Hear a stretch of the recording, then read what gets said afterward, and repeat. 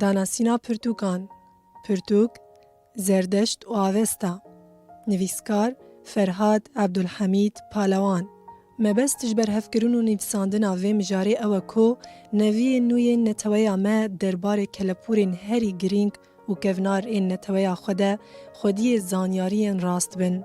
او آگاهی و زانین پشتا خود دوان کسان کو هستین وان این نتویی پرتر بن هول بدن و تیکوشین بکنج با پیشخستنا نتویا خو دا کو جهمو جیهانی را دیار بکن کو او زاروکین لایق و جیهاتین باو و باپیرین خونه.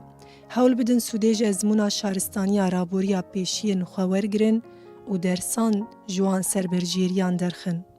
بگومان او زانست و فلسفه یا کونار آباوین ما بنگه و ستونین هری باش و هری بهیزن جبو قدره آواهی اجواکا میانتویی.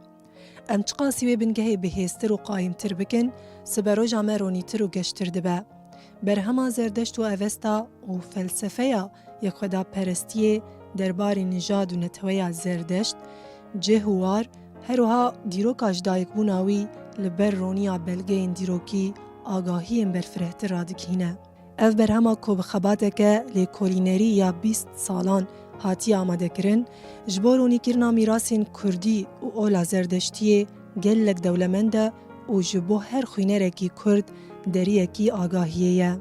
پرتوکا زردشت و اوستا ج 634 رو پلان پکته و ده چلیه ده 1021 ده جالی وشانخانه سیتا و هاتیه چاپ کرن.